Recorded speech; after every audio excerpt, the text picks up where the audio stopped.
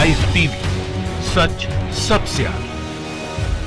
नमस्कार, आप देख रहे हैं द लाइव टीवी। आपके साथ मैं हूं हर्षिता सिंह। दंगाई और देश विरोधी तत्वों पर कार्रवाई की बात करने वाली भाजपा पार्टी खुद के दंगा भड़काने वाले नेताओं पर पूरी तरह मेहरबान दिखाई दे रही है। जिनके दंगा भड़काने वाले नेताओं के खिलाफ जो केस है उसे वापस लेने का काम कर रही है भाजपा। ये खबर देखिए, उत्तर प्रदेश की योगी सरकार ने भाजपा नेताओं के विरुद्ध मुजफ्फरनगर दंगों के केस वापस लेने के लिए याचिका दायर की है। उत्तर प्रदेश सरकार ने 2013 में हुए मुजफ्फरनगर दंगे से जुड़े एक केस को वापस लेने के लिए अर्जी जो है वो कोर्ट में दाखिल की है। इस केस में बीजेपी के 3 मौजूदा विधायकों का नाम शामिल है। और ये दंगा क्या था, कैसा था, याद कीजिए उस दंगे की तस्वीर को एक बार। जाट समुदाय की महापंचायत से लौट रहे लोगों पर हमला हुआ था। उसके बाद वहां दंगे शुरू हुए थे जो मुजफ्फरनगर और इसके आसपास के जिलों में फैल गए थे। इन दंगों में 60 लोगों की मौत हुई थी लगभग, और 40,000 लोग जो थे उससे ज्यादा ही लोग बेघर हो चुके थे। और इसमें भड़काऊ भाषण देने के नामजद अभियुक्त संगीत सोम, सुरेश राणा, कपिल देव अग्रवाल और हिंदूवादी नेता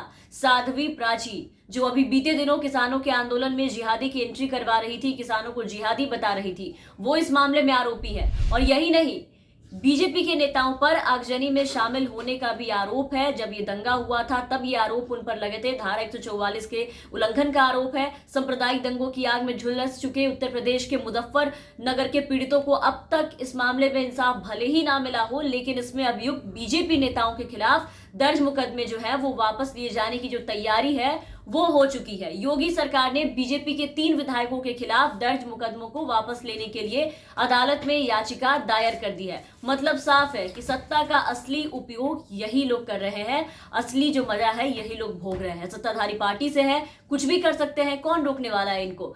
केस वापस ले सकते हैं, थाने में गिरफ्तार अपने लोगों को पूरे दलबल के साथ, लाव लश्कर के साथ जाकर के सीधा थाने से उठा के घर ला सकते हैं, क्योंकि इनका राज है। कुछ भी कर सकते हैं, कोई रोकने वाला नहीं है। 5 साल हो गए इस घटना को, लेकिन किसी को इंसाफ आज तक नहीं मिला। सरकार लापता परिवार वालों को मुआवजा देने की बात करती है। जिनके परिजनों की मौत हो गई, जो लोग लापता हो गए, आज तक घर वापस नहीं लौटे अपने, उनके आरोपियों के खिलाफ चल रहे केस वापस लेने के लिए योगी सरकार अर्जी दायर कर रही है। तो क्या ये भ्रष्टाचार नहीं है? सरकार का ये शर्मनाक रवैया नहीं है? आखिर इस सच को कैसे झुठलाएगी अब योगी सरकार और पूरी की पूरी भाजपा पार्टी? भड़काऊ भाषण के अलावा बीजेपी नेताओं पर नियमों का उल्लंघन करने का, आगजनी में शामिल होने का जो आरोप है वो पूरी तरीके से इन पे लगा है। और ये भी आरोप था कि इन्होंने बिना शासन की अनुमति के महापंचायत बुलाई थी और वहां जाकर के भड़काऊ भाषण दिए थे। इनके खिलाफ आईपीसी की कई धाराओं में मुकदमा दर्ज किया गया था। और आपको बता दें कि संगीत सोम के खिलाफ पहले भी कई मामले में जो आपराधिक मामले हैं वो इनके खिलाफ दर्ज है। 2013 में विवादित वीडियो को प्रसारित करने को लेकर के भी संगीत सोम पर आईटी एक्ट के तहत एक मुकदमा दर्ज किया गया था।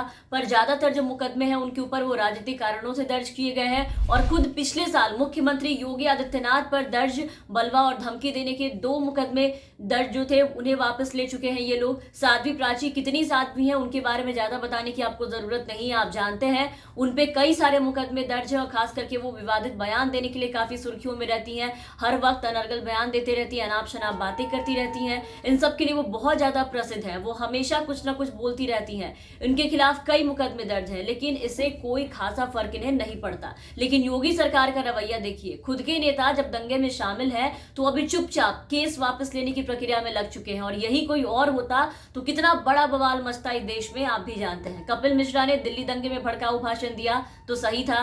पुलिस ने कपिल मिश्रा के बयान को दंगों की चार्जशीट का हिस्सा बनाया था।